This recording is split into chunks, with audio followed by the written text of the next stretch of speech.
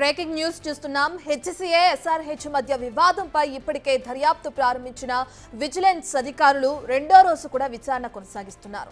ఇప్పటికే ఉప్పల్ స్టేడియంకు చేరుకున్న విజిలెన్స్ అధికారులు దర్యాప్తు కొనసాగిస్తున్నారు. ఇక నేడు మరోసారి హెచ్సీఏ అధికారుల నుంచి వివరాలు సేకరించనున్నారు.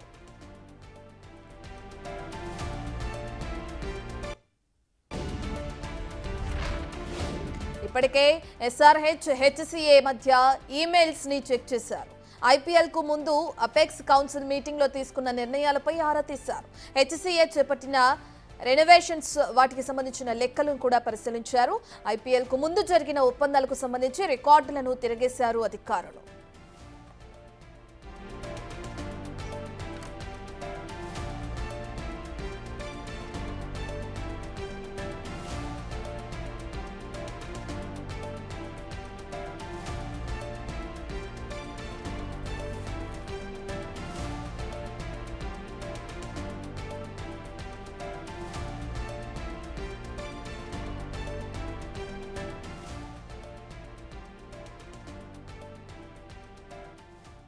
ఇదే విషయానికి సంబంధించిన పూర్తి డీటెయిల్స్ అందించడానికి మా ప్రతినిధి రానా లైవ్ లో జాయిన్ అవుతున్నారు.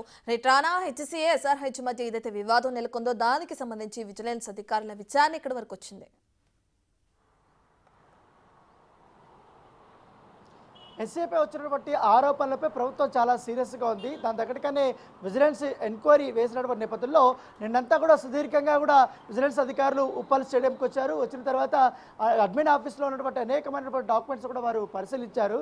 అయితే అయిపోయిన తర్వాత నిన్ననే విజిలెన్స్ దాడులు ఒక పక్క కొనసాగుతున్నటువంటి తరుణంలోనే ఎస్ఆర్ఎస్ సంబంధించినటువంటి వ్యక్తులు అలాగే హైదరాబాద్ క్రికెట్ అసోసియేషన్ సంబంధించినటువంటి వ్యక్తులు నిన్న ఒక సమావేశాన్ని ఏర్పాటు చేసుకుని మేమంతా కలిసిపోయాము, మా మధ్య ఉన్నటువంటి సమస్యలన్నీ కూడా సమసిపోయాయంటూ కూడా వాళ్ళు ఒక ప్రెస్ నోట్ కూడా రిలీజ్ చేసుకున్నటువంటి నేపథ్యం ఇప్పుడు అయినప్పటికీ కూడా ప్రభుత్వం విజిలెన్స్ ఎంక్వైరీ అనేది ఇంకా కొనసాగిస్తూనే ఉంది. ఈరోజు రెండో రోజు విజిలెన్స్ అధికారులు ఇప్పుడు ఉప్పల్ స్టేడియంకి చేరుకున్నారు.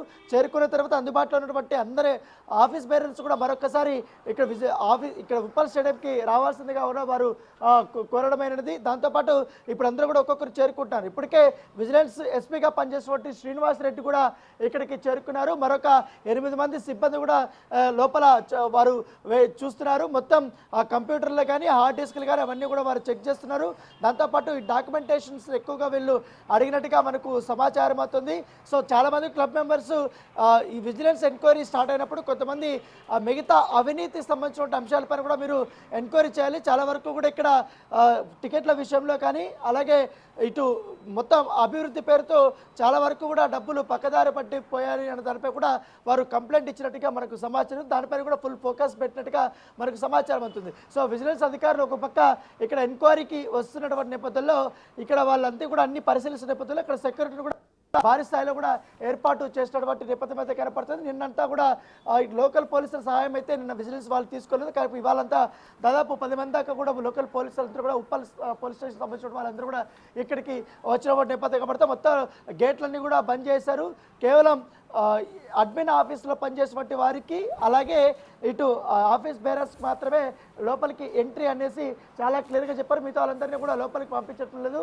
సో లోపల కొన్ని పనులు ఉన్నటువంటి వారందరూ కూడా వస్తున్నప్పటికీ ఈ ఎంక్వైరీ జరుగుతుంది కాబట్టి ఇప్పుడు ఉన్నటువంటి పరిస్థితుల్లో మీకు పర్మిషన్ లేదంటే కూడా వాళ్ళని వెనక్కి పంపించేస్తున్నటువంటి నేపథ్యం కాబట్టి కేవలం ఉప్పల్ స్టేడియంకి సంబంధించినటువంటి సెక్యూరిటీ సిబ్బంది అలాగే పోలీసులు విజిలెన్స్ ఆఫీసర్స్ ఆఫీస్ బేరర్స్ మాత్రమే లోపల ఉన్నారు. సో మరోవైపు ఇవాళ విజిలెన్స్ అధికారుల ముందు విచారణకి హాజరవుతారంటూ కూడా ప్రెసిడెంట్ జగన్మోహన్ రావు చెప్పినటువంటి నేపథ్యంలో ఆయన ఎన్ని గంటలకు వస్తారు, ఎప్పుడు ఆయన ఎంక్వైరీ ఆయన ఎదుర్కొంటాడని దానిపై కూడా ఇంకా స్పష్టత రాలేదు. ఎగ్జాక్ట్గా 12 గంటల లోపల ఆయన వస్తారని తెలుస్తుంది. మరోవైపు ప్రభుత్వం నుంచి కూడా ఇటు ఎస్ఆర్హెచ్ ప్రతినిధులతోనూ అలాగే హైదరాబాద్ క్రికెట్ అసోసియేషన్ ప్రతినిధులతో కూడా చర్చలు జరపాలనేది కూడా నిర్ణయించిన నేపథ్యంలో ఇవాళ కూడా ఆ చర్చలు ఉండే అవకాశం ఉంది.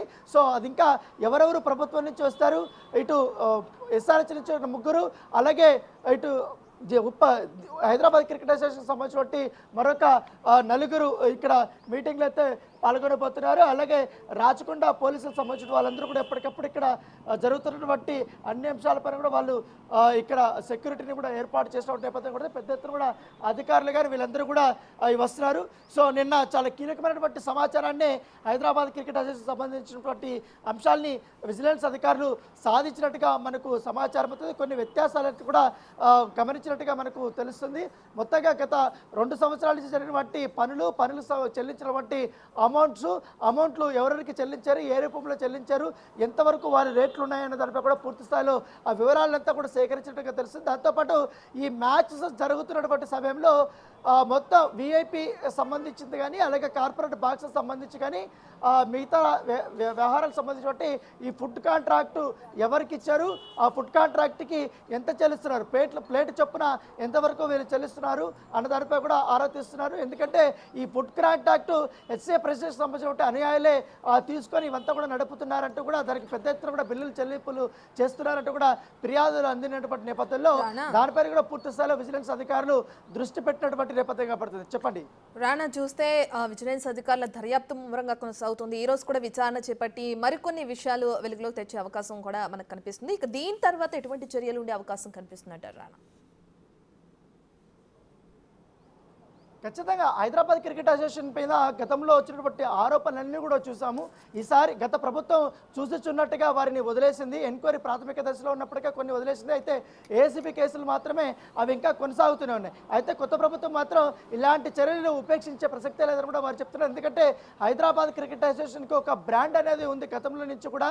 సో మొత్తం దాంతోపాటు ఐపీఎల్ వచ్చినప్పటి నుంచి కూడా దాని వాల్యూ అనేది పెరిగింది. ఎందుకంటే ఉప్పల్ మైదానంకు ఉన్నటువంటి ట్రాక్ రికార్డు కూడా మనం చూసాం.